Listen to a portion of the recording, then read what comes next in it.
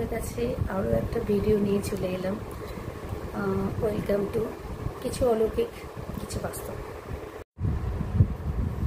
নমস্কার, আমি প্রিয়দর্শিনী। আজকে আপনাদের কাছে আরও একটা বিষয় নিয়ে এলাম, যেটা হয়তো অনেকের কাছে খুব বেশি জানার দরকার আছে।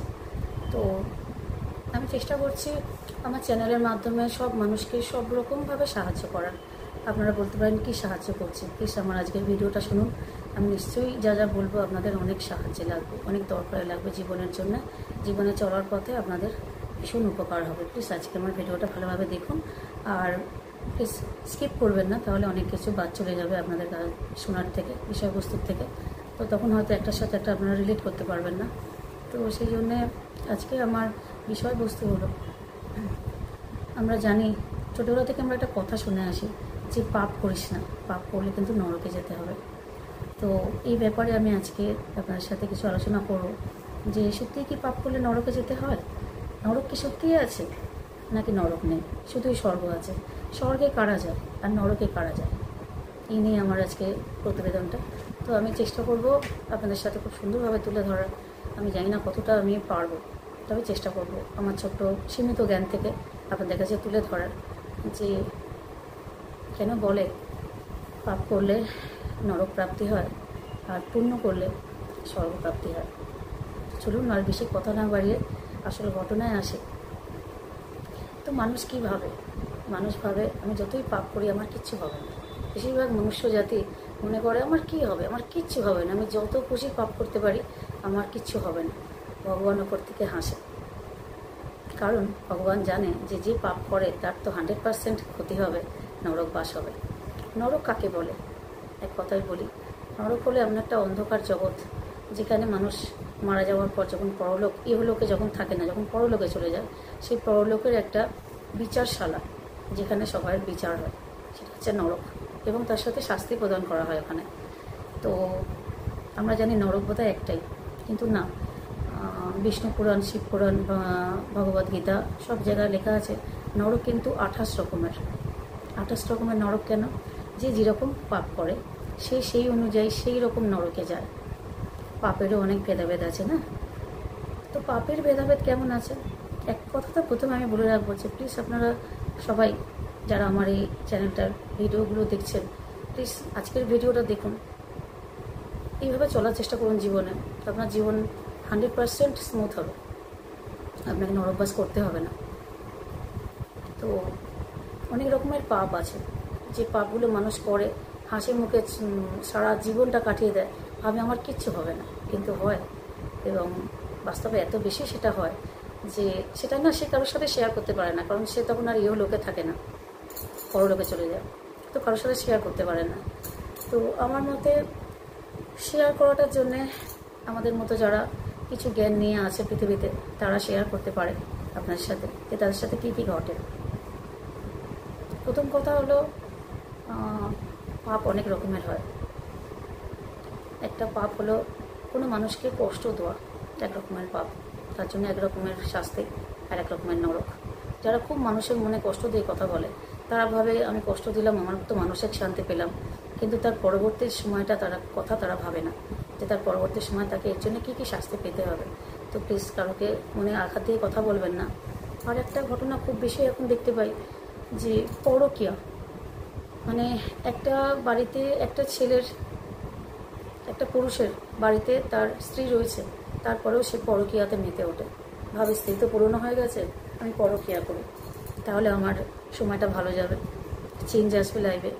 কিন্তু সাময়িক চেঞ্জ হয়তো আসে লাইফে, কিন্তু এর শুধু প্রসারী ফল খুব খারাপ, কারণ মারাত্মকভাবে তাকে পাপ সংগ্রহ করা হয়, তার সে অনেক পাপ সংগ্রহ করে এবং পরে তাকে নরকবাস করতে হয়, এবং তার জন্য আরেকটা নরক অপেক্ষা করছে। আমি হয়তো 28টাই বলতে পারবো না, চেষ্টা করব আমি। তো যেমন কিছু মানুষ খুন করে, অন্য মানুষকে খুন করে, এত রেগে যায় যে খুন করে দেয়। খুনের থেকে বড় পাপ আর পৃথিবীতে কিছু হয় না, একটা মানুষের প্রাণ নিয়ে নেওয়া। সবসময় চেষ্টা করবেন নিজেকে এসব ব্যাপার থেকে নিরস্ত রাখার, যতটা শান্তভাবে জীবন কাটানো যায় সেটাই চেষ্টা করবেন। আর একটা হচ্ছে মানুষ দেখে পরচর্চা করে, খুব পরচর্চা করে, ওর এটা খারাপ, ওর এটা ভালো, ওর এটা সেই, একটু মানুষের প্রশংসা করতেও শিখুন, মানুষের প্রশংসা করুন, মানুষকে ভালো বলুন। আপনি নিজের অজান্তেই পুণ্য সংগ্রহ করবেন, পাপ সংগ্রহ করবেন না। আর আপনি যত পরচর্চা করবেন, পরনিন্দা করবেন, তত আপনি পাপ সংগ্রহ করবেন। তো প্লিজ পরনিন্দা পরচর্চা ছেড়ে দিন। আর একটা কথা বলি, যারা বাবা মাকে না একদম সঙ্গ দেয় না, বাবা মাকে খুব খারাপ ব্যবহার করে বাবা মার সাথে, ভাবুন তো যে বাবা মা আমাদেরকে পৃথিবীতে এনেছে, আমাদের দুনিয়ার আলো দেখিয়েছে, তাদের সাথে যদি আমরা খারাপ ব্যবহার করি, তার পাপ কতটা দূর, কতটা শুধু প্রসারী তার ফলটাও। তো তার জন্য আর একটা অন্য নরক অপেক্ষা করে থাকে, যে বাবা মাকে খুব কষ্ট দেয়। সবচেয়ে বড় পাপ বাবা মাকে কষ্ট দেওয়া। আর আরও অনেক রকম আছে, কিছু মানুষ ছেলেরা আছে, কিছু পুরুষ আছে যারা নারীকে অত্যাচার করে, নারী অত্যাচার করে, নারীকে নিজের লালসার শিকার বানায়। আমরা জানি এখন অনেক পৃথিবীতে অনেক জায়গায়, দুনিয়াতে অনেক জায়গায় নারীরা ধর্ষিত হচ্ছে। তো আমি আমার মাধ্যম থেকে, আমি আমার চ্যানেলের পক্ষ থেকে আমি সবাইকে অনুরোধ করবো, পুরুষ জাতিকে, যে প্লিজ কোনো নারীকে ধর্ষণ করবেন না। এই পাপ কাটার নয়, খণ্ডাবার নয়, এই পাপ আপনাকে জন্ম জন্ম ভোগ করতে হবে। প্লিজ কোনো মহিলার দিকে খারাপ নজরে দেখবেন না প্লিজ।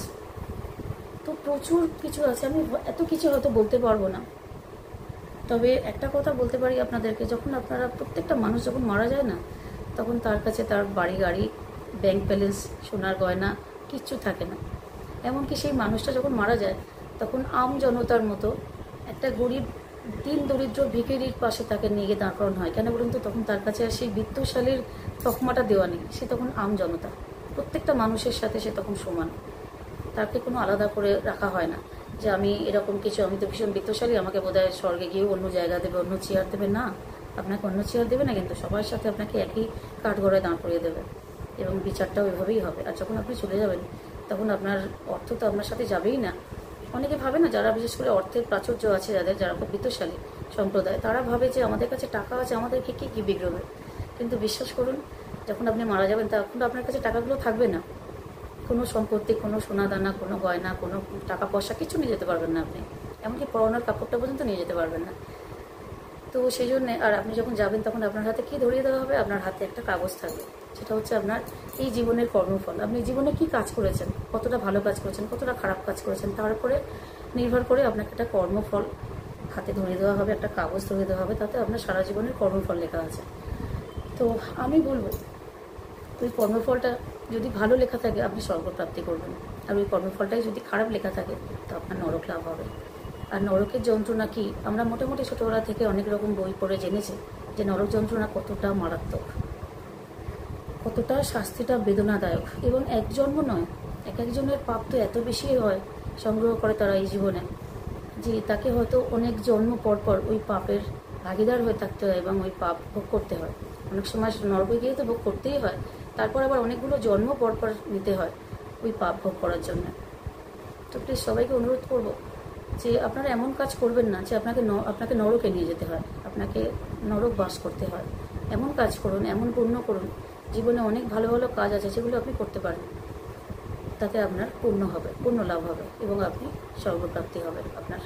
কীরকমভাবে না, প্রথমত বলবো কী কী উপায় আপনি পুণ্য লাভ করতে পারেন সেটা একটু বলি, প্লিজ আমার কথা একটু মন দিয়ে শুনবেন। প্রথমত, বাড়িতে যে বাবা মা আছেন না, তাদেরকে ভগবানের আসনে রাখুন, তাদেরকে ভগবানের মতো পুজো করুন, সকাল বিকেল সব সময়। তাদের কোনো কথার অবাধ্য হবেন না, তাদেরকে কোনো সময় মনে কষ্ট দেবেন না। দেখবেন আপনার জীবনে আপনি এমনিই অনেক পুণ্য সংগ্রহ করে ফেলেছেন। আর দ্বিতীয় কথা হলো, কোনো পুরুষ জাতিকে বলছি, পুরুষ জাতিদেরকে বলছি, কোনো মহিলার মনে কষ্ট দেবেন না। ঠিক সেই রকমভাবেই মহিলা জাতিকেও বলছি যে প্লিজ কোনো পুরুষের মনে কষ্ট দেবেন না, কেউ কারোকে কষ্ট দেবেন না, কেউ কারোকে পণ্য সামগ্রী মনে করবেন না। প্রত্যেকে আমরা মানুষ, আমাদের মনের মধ্যে একটা আত্মা আছে, আমাদের মনের মধ্যে একটা হৃদয় আছে। সেই হৃদয়ে যদি কিছু লাগে না, সেটা অন্যদিকে খুব মারাত্মকভাবে ফিরে যায়। আপনি যদি একটা কথা মনে রাখবেন, আপনি যদি কাউকে কষ্ট দেন, তো সেই কষ্ট আপনার জীবনে ফিরে আসবেই, 100% আসবে, আপনার জীবনে ফিরে আসবেই সেই কষ্ট। তো প্লিজ কাউকে মনে কষ্ট দেবেন না, সেই বাড়ির বাবা মা হোক আর বন্ধু বান্ধব হোক, কারোর মনে কষ্ট দেবেন না, কারোর সাথে হিংসা করবেন না। হিংসা হচ্ছে সবচেয়ে বড় খারাপ জিনিস মানুষের মধ্যে, খুব হিংসা করে মানুষ, হিংসা করবেন না।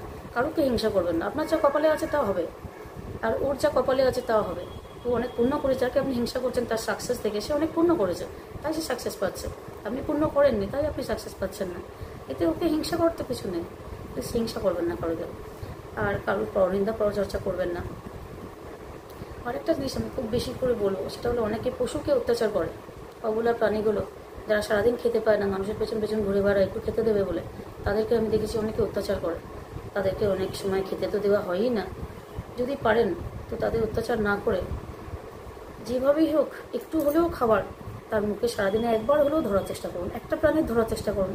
সকালবেলা ঘুম থেকে উঠে আপনার যদি বারান্দা থাকে, উঠোন থাকে, খোলা জায়গা যেখানেই থাক, একটু পাখির জন্য খাবার দিন, বিস্কুট হোক, ধান হোক, একটু জল দিন যাতে পশুগুলো এসে খেতে পারে। পাখি পক্ষ যারা তারা এসে জল খেতে পারে। তো গরম সব সময়ের জন্য পশু পাখিকে সেবা করুন, আপনার অনেক পুণ্য সঞ্চয় হবে।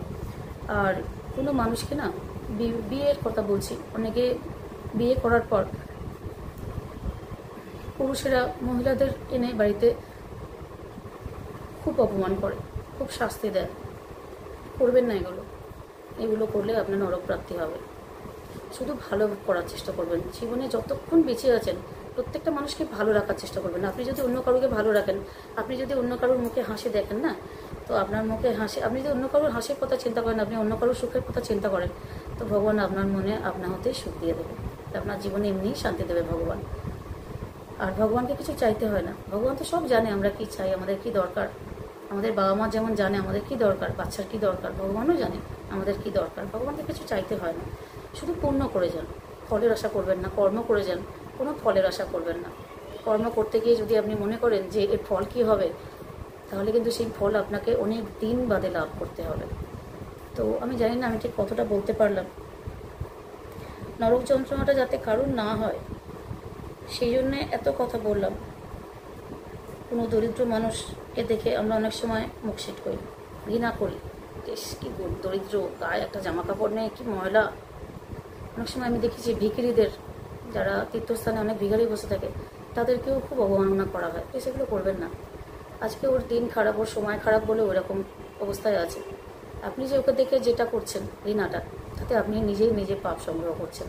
ও কিন্তু পাপ করছে না, আপনি করছেন। তো আমরা যখন ভাবি না যে অন্যেরটা খুব বেশি, ও ওটা কেন পাচ্ছে, আমি কেন পাচ্ছি না, তার মধ্যেও অনেক কিছু ব্যাপার আছে। সব যদি আলোচনা করতে হয় আজকের ভিডিও অনেক বড় হয়ে যাবে। আমি চেষ্টা করবো আর একদিন কোনোভাবে ভিডিও বানাবার, যে কিভাবে আপনি পাপ সংগ্রহ করবেন না করে পুণ্য সংগ্রহ করতে পারবেন একটা জীবনে।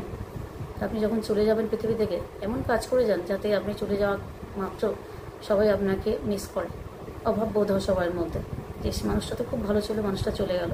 এমন কাজ করবেন না যে আপনার প্রাণবায়ুটা বেরোনোর তৎক্ষণাৎ সবাই বলতে আরম্ভ করলো, বাবা বাঁচলাম, উফ যা জ্বালাতো না, এত বেশি জ্বালাতো, এত খারাপ মানুষ ছিল, এটা যেন না শোনেন।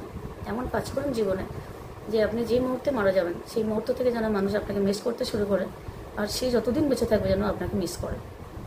খুব সুন্দরভাবে জীবন কাটান, পাপের পথে যাবেন না, পুণ্যের পথে থাকুন, সবসময় সত্যি কথা বলুন, কারোকে হিংসে করবেন না। আর একটা কথা বলা খুব দরকার, যেটা হলো মানুষের খুব বেশি লোভ বেড়ে গেছে। এত বেশি লোভী হয়ে গেছে মানুষ, যে লোভের জন্যে, সম্পত্তির জন্যে মারামারি করছে, ভাই বোনে মারামারি করছে, কত মধুর সম্পর্ককে নষ্ট করে দিচ্ছে শুধুমাত্র অর্থের জন্য। বলে না, অর্থ অনর্থের মূল, একদম সত্যি কথা। সবাইকে অনুরোধ করব, অর্থের পেছনে ছুটবেন না, লোভ নিয়ে চলবেন না, লোভ লালসা ত্যাগ করুন, পবিত্র জীবনযাপন করুন, সবাইকে ভালোবাসুন, সবাইকে ভালো রাখুন, নিজেও ভালো থাকুন। নমস্কার।